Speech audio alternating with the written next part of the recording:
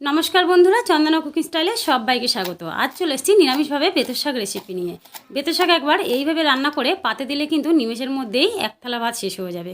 আর যারা শাক খেতে ভালোবাসে না তারাও বারবার চেয়ে চেয়ে খাবে। তো চলো দেখে নেওয়া যাক আজকের এই নিরামিষ শাক রেসিপি। আমি এখানে শাকটা রান্না করার জন্য নিয়ে নিয়েছি একটা বেগুন। এখন এখানে বেগুনটা পুরোটা লাগবে না, আমি কেটে অর্ধেকটা নিয়ে নিচ্ছি। এখন এই অর্ধেক বেগুনটা ঠিক এরকম লম্বা লম্বা করে কেটে তারপরে ছোট ছোট টুকরো করে কেটে নিচ্ছি।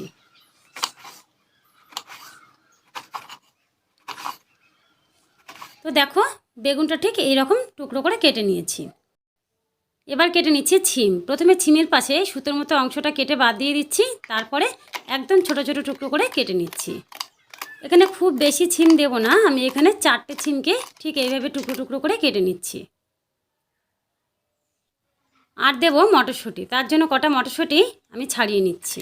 এখানে মটরশুঁটি না দিলেও চলবে, শুধু ছিম বেগুন দিয়ে রান্না করলেও কিন্তু শাকটা খেতে ভালো লাগবে। এখানে নিয়ে নিয়েছি 500 গ্রাম বেথো শাক। শাকটা আমি আগে বেছে নিয়েছি, তারপরে অনেক কবার জল পাল্টে ভালো করে ধুয়ে নিয়েছি। এটা বাজার থেকে কেনা শাক, আর শাকের মধ্যে অনেক মাটি থাকে, তার জন্য বারবার জল পাল্টে পাল্টে শাকটা খুব ভালো করে ধুয়ে নিতে হবে।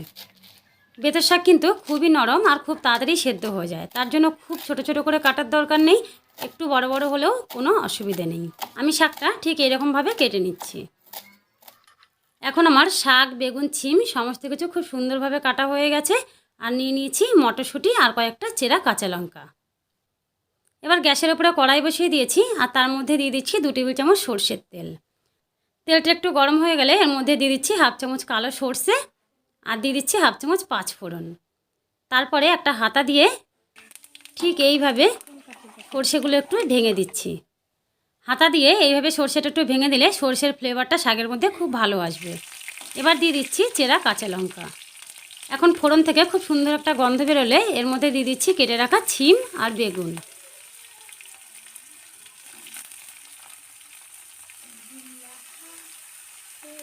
ছিম বেগুনটাকে তেলের মধ্যে একটু ভেজে নেব।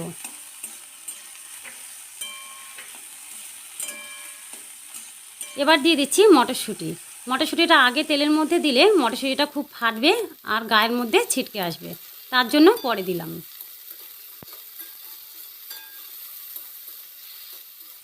এবার দিয়ে দিচ্ছি স্বাদ মতন লবণ। এখানে লবণটা একবারেই দিলাম, পরে আর শাকের মধ্যে কোনো রকম লবণ দেবো না, সেটা বুঝেই লবণটা দিলাম। আর দিয়ে দিচ্ছি 1/2 চামচ হলুদ।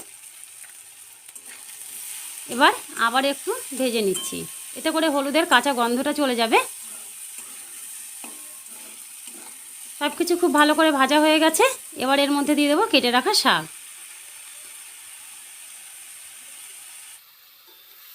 শাকটা দিয়ে সব কিছু খুব ভালো করে মিশিয়ে নিচ্ছি।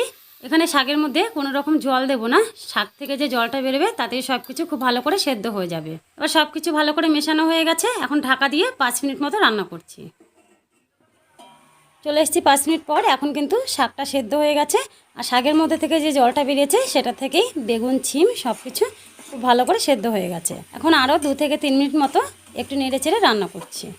বন্ধুরা, আজকের এই নিরামিষ বেথো শাক রান্নার রেসিপি যদি তোমাদের ভালো লেগে থাকে প্লিজ একটি লাইক করবে, আর ভিডিওটি কেমন লাগলো অবশ্যই কমেন্ট করে জানাবে। আর নতুন বন্ধুদের চ্যানেলটি সাবস্ক্রাইব করে পাশে থাকার জন্য অনুরোধ করছি।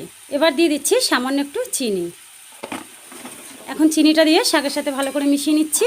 চিনিটা পুরো অপশনাল, তোমরা না চাইলে নাও দিতে পারো, তবে শাকের মধ্যে সামান্য একটু চিনি দিলে কিন্তু শাকটা খেতে বেশি ভালো লাগে। তো এখন তৈরি হয়ে গেছে একেবারে নিরামিষভাবে বেথো শাক রেসিপি।